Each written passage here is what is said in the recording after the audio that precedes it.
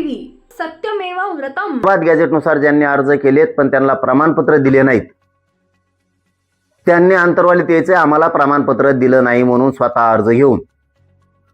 ज्यांनी हैदराबाद गॅजेटनुसार कुणबी प्रमाणपत्र मिळालेत पण व्हॅलिडिटी दिली नाही, अशांनी सुद्धा आंतरवालीत यायचंय. तिसरा विषय याच्यातलाच हैदराबाद गॅजेट मधलाच की ज्यांनी अर्ज केलेत, घेऊन गेलेत पण अर्ज घेतले नाहीत. कोणत्या अधिकाऱ्यांनी घेतले नाहीत, अर्ज केला होता त्यांनी अर्ज घेऊन आंतरवाली यायचे. ह्या हैदराबाद गॅजेटचे 3 विषय सांगितले तुम्हाला. Clear clear.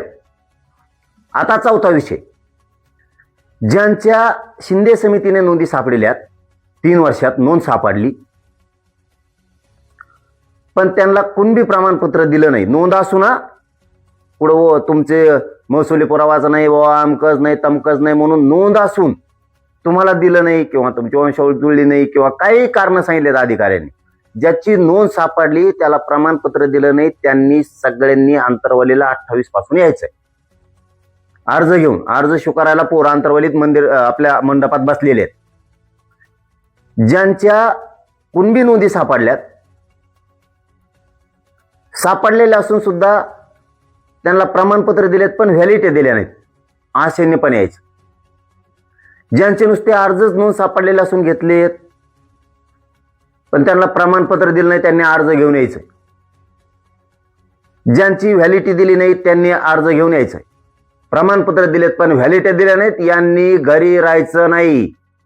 या संधीचा आता सोनं करा, कारण मी तुमचे प्रमाणपत्र तुमच्या व्हॅलिडिटी अंतरवालीत जागेवर द्यायला लावणाऱ्या मंत्र्यांना ह्यो मराठ्यांनी शब्द लक्षात ठेवा. घरी बसून लेकरांचं वाटोळं कोणी होऊ देऊ नका. ही पिढ्यांना पारचं कल्याण आहे. हे विषय तुम्हाला आता क्लिअर केले. आता विषय, ज्या पोरांच्या एसीबीसी आणि ईडब्ल्यूएस मधून निवडी झाल्यात आणि निवडी झालेल्या असून त्यांना नियुक्त्या दिल्या नाहीत, अशा सगळ्या पोरांनी अर्ज घेऊन आंतरवालीत यायचं. नियुक्त्या त्यांच्या बापाला द्यायला लावतो.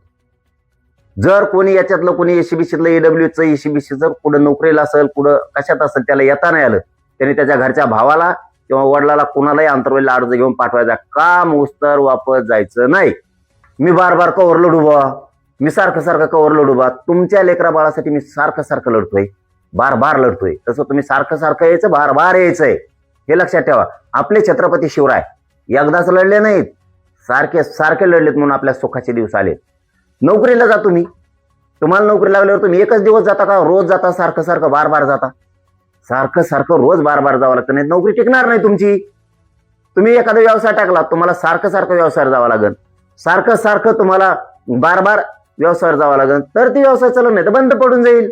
मराठ्यांनी हे लक्षात घ्या. हो, लढायचं, सगळ्यांनी संघर्ष करायचा, सगळ्या संकटाला तोंड द्यायचं मराठ्यांनी. मी देतोय सगळ्या संकटाला तोंड. सरकार मला त्रास देत आहे. आता मुंबईला येऊ नये म्हणून नोटिसा काढल्या, त्रास द्यायला लागले. नोटिसा म्हणजे मला नाही, ती काय गृह विभागाने म्हणजे देवेंद्र फडणवीसनी काय नोटिसा काढल्यात की मराठ्यांनी मुंबईत यायचं नाही, भाजी शिजायची नाही, भात शिजायचा नाही, फक्त आझाद मैदानावरच करायचं आणि इकडंच यायचं नाही तिकडंच यायचं नाही. भेडी तू का भेऊ दा की तू भेडी तू काय मराठ्याला भेऊ दा की तू भाऊ बाळ. तू मुंबईची तारीख डिक्लेअर होऊ दे, मग कळण तुला मराठी कशा मुंबईत येतात. मराठ्यांनी सावध व्हा, तुमच्या लेकरा बाळात वाटोळं करायचंय. यांना 58 लाख नोंदी कमी करायच्यात. यांना हैदराबाद गॅजेटनुसार मराठ्यांना कुणबी प्रमाणपत्र द्यायचं नाही, कारण सरकार म्हणतंय मराठी लय मोठे होतील. हे दिल्यावर 58 लाख नोंदीचे कोण प्रमाणपत्र 3 कोटी मराठ्यांचं कल्याण होईल. देवेंद्र फडणवीसांनी जाणून बुजून मराठ्यावर अन्याय करायचं ठरवलेलं. जाणून बुजून मराठे मुंबईत येऊ नये म्हणून गृह मंत्रालयाने नियम बदलायचे. पाठीमागच्या वेळेस 29 ऑगस्टला आम्ही मुंबईला गेलो तर नवीन कायदा लागू केला त्याच दिवशी. म्हणजे जर तुम्ही आंदोलन काही केले तर तुम्हाला दहशतवादी ठरवता येईल असा काहीतरी कायदा त्या दिवशी मंजूर केला. त्याच दिवशी आम्हाला जायच्या दिवशी. आता आम्हाला जायचंय मुंबईत, न्याय मागायला यायचं नाही.